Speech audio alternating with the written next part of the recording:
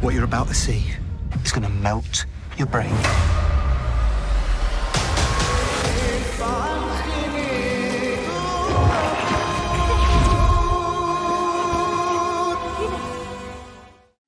Welcome back, everyone. It's Charlie. Marvel just announced Moon Knight Season 2 and a couple other shows will be getting Season 2s, so we'll break it all down. It is finally time for Moon Knight to try and kill God.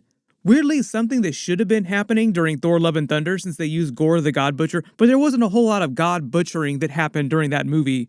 If you're brand new to the channel, be sure to subscribe to get all the videos. Of course, I'll be doing them for the series when it does actually release. But you may have seen some of the Season 2 talk in your feeds recently. There were a number of different series that they announced. Moon Knight is just one of them. I'll focus mostly on that during this video just because we know more about what's actually going on during that. Oscar Isaac even gave away the fact that they were planning Season 2 over a year ago in a video. Thank you very much. The question on everyone's mind, is there Season 2? Moon Knight? Why else will we be in Cairo? Seems pretty straightforward. I say he was trying his hand at joining Team Spoiler Bros, but just revealing that they were working on a Season 2 isn't really a spoiler, and it's still gonna be a while before they actually get around to start filming it. There were a bunch of deleted storylines and things that they could not include in Season 1 that they can bring back for Season 2. I'll explain those during the video because some of them are pretty big, like Kit Harington's Black Knight was supposed to show up during Season 1. Werewolf by Night is a big character as part of Moon Knight's origin story. They couldn't include him during Season 1 because they were introducing him during the special that same year. In Bast, the Panther goddess, who's the god of Black Panther and most of the people in Wakanda, there are a couple Easter eggs for her during Season 1, but they couldn't really use her in a big way because they were using her during Thor Love and Thunder, which was coming out around the same time. She's from Khonshu's pantheon of gods. She's Khonshu's sister. There were even a couple Easter eggs for the Rama-Tut version of Kang, because obviously this is all leading towards Avengers 5 and Avengers 6 Secret Wars. So there were just a lot of really big connections to the wider Marvel universe that they couldn't really include in this. A lot of really cool parts of his backstory too that they can bring back for Season 2. But the end of Moon Knight Season 1 set up a lot of the events that Season 2 will deal with pretty well. In that tag scene at the end, it was revealed that Moon Knight had more personalities inside him than he realized. During the season, they were only conscious of the original Mark Spector personality and the Stephen Grant persona. During the tag scene, presumably after he'd fallen asleep at some point at the end of the season, the Jake Lockley persona became dominant, which we'd had some Easter eggs for earlier in the season, like, wait a minute, who killed all these people? Like, what happened here? Why is there a massacre here? Oh, because it was Jake Lockley.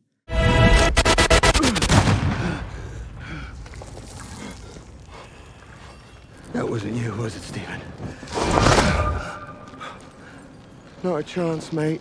There are a couple moments where they were both pointing at each other saying, was it you that killed all these people? No, was it you that killed all these people? Well, it wasn't me. It wasn't me. Then who was it? So at some point at the end of the season, they fall asleep. The Jake Lockley persona becomes dominant, and then Khonshu forms a new contract with him to become his avatar, reasserting his control over their collective body, so to speak. Because even if he only has a contract with one of the personalities, he still gains control over their entire body. And if you weren't sure during Season 1, I think they were pretty clear about implying what was really going on. Khonshu was meant to be the real villain of Season 1 and will continue to be the real main villain of Season 2. They really wanted to end Season 1 letting you know how terrible he was, like he was never going to let Moon Knight, Mark Spector, the other personalities go. They would always be under his control. So he has Jake Lockley kill Arthur Harrow in the backseat of that limo on his orders, and that moment is meant to be from the comics with him in the business suit. So the whole idea during Season 2 is that Mark Spector, Stephen Grant become aware of Jake Lockley's existence, and the three of them battling it out for control of their body first, while they're still under Khonshu's control. He can still force them to do whatever he wants them to do. Khonshu also implied in that tag scene that there were many more personalities inside his body that he could form subsequent contracts with, and he could continue to break his mind so that he would develop even more personalities beyond that. That was the whole idea, is that Mark Spector developed all these alternate personas to deal with all this childhood trauma. Just because there were a couple that we knew about in his body didn't mean that more couldn't surface through time. All Khonshu has to do is just push him harder and harder and harder till his mind breaks even more, giving Khonshu more and more personalities to form contracts with. Why would I ever need anybody else when he has no idea how troubled he truly is? The other personalities that we know about from the comics are the Mr. Knight persona, who's like a world's greatest detective Batman kind of persona. There's a lot of Batman references that people make when they talk about Moon Knight, but when people call him Marvel's version of Batman, that's mostly just a joke. He's very different from actual Batman. But Mr. Knight is a relatively recent comic book creation. In the comics, there's also a fifth personality because they treat the Moon Knight persona as being totally different from the original Mark Spector persona. On the TV show, they made it seem like that was still just regular Mark Spector as the main version of Moon Knight. I think for the most part, they'll just deal with the Jake Lockley persona as like the one additional persona during season 2. But the whole idea is that before he can defeat Khonshu for good, all of his personalities have to come to an internal agreement inside his own body, so that's like the first real battle he has to face. There are a couple moments like that in the comics too, where like all the personalities sit down and like, okay, we need to have a little chat here.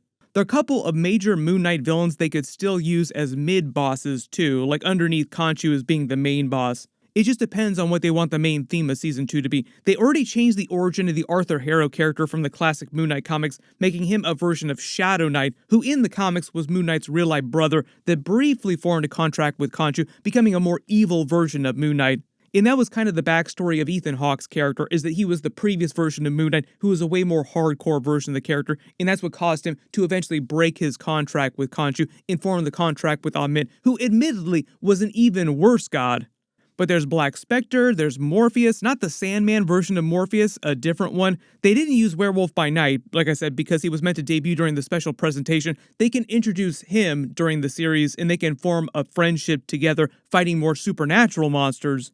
Then there's Kit Harington's Black Knight character with his ebony blade. He was supposed to show up during season 1, but they said that they cut his scenes because they felt like there weren't going to be a big enough payoff for the character. Like people would have expected something much, much bigger from his character.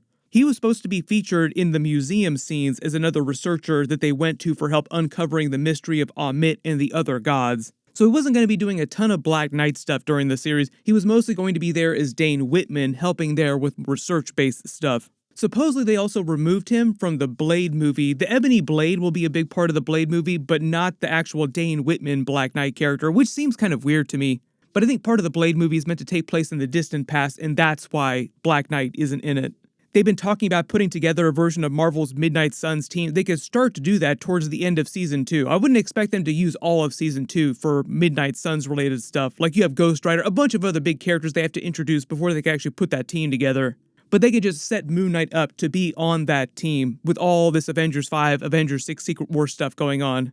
Talking about some of the other gods too, they didn't actually use Khonshu's father Ra or many members of Khonshu's pantheon of gods, the Ennead, basically the Egyptian gods. They can introduce more of them and use them in a much bigger way. What they actually did during season 1 is they just used some of the human avatars of some of those other gods, who they then killed most of them off. Meaning that the Pantheon would just select new avatars, so the other gods did not die.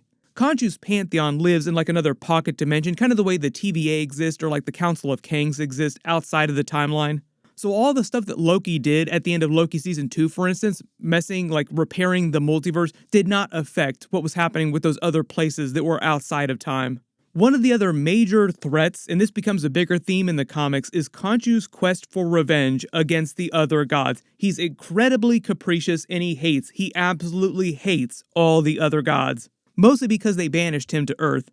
There was a brief teaser for his father, Ra. He's the current leader of their pantheon since it came into existence. But like I said, there's the whole idea that Bast, the Panther goddess, is his sister and the goddess of Black Panther. So there's just a lot of connections there. Even though I don't think they would ever include the Black Panther character in like a Moon Knight series. They want to keep Black Panther, whoever is the Black Panther at any given moment, in the Black Panther movies, in the Avengers movies. But they can still include Bast, the Panther goddess, no problem. She was featured briefly during Thor Love and Thunder. I'm going to go ahead and assume they didn't want to trash her too much, so she did not go to that big sex fest that Zeus was planning at Omnipotent City. That was part of the whole joke of that, like the whole idea that the carpenter god was basically a version of Jesus. Like, did Jesus go to that giant sex fest too? There was a brief Easter egg for Bast during season 1, but like I said, they didn't actually include the physical character in the season. There were a couple Easter eggs for the Rama-Tut version of Kang, but like very, very small blink and you'll miss it Easter eggs. They're still committed to the Council of Kang storyline. Season 2 would probably have some connection to Avengers 5 and Avengers 6, but I think they'd mostly focus on whatever internal story that they had. And if there is like some big connection to Avengers 5, that they'd be in like a post-credit scene. I think part of the idea of season 2, though, is that they start to wrap things up with the 3 of their personalities, Mark Spector, Stephen Grant, and Jake Lockley, forming an agreement between the 3 of them for control of their body, but also defeat Khonshu, and then realize that because we have Avengers 5, Avengers 6, like the Earth is threatened in a much bigger, more cosmic way, they need the powers of Moon Knight, so they need Khonshu, so they can't kill him. But let me know in the comments, what do you want them to do with season 2? There's so much stuff from the comics that they could do, so many big connections, like even just Werewolf by Night, even if they don't include Black Knight's character. I'll do more Moon Knight videos when we learn more about what's happening with the future of the character. It'll probably be a little while before they start making a bunch of really big announcements. The next real big stuff that's coming up are the What If Season 2 episodes. My episode videos for that will start in a couple weeks, so make sure to enable alerts for my channel so you don't miss that. That'll basically cover like the entire end of the year. Then we have a whole bunch of Daredevil, Echo, and X-Men 97 episodes early next year. Click here for that Loki Season 2 Beyonder Loki alternate ending and deleted scenes, and click here for that brand new trailer for the Scarlet Witch Agatha Darkhold Diaries series. Thank you so much for watching, everyone stay safe, and I'll see you guys in the next one.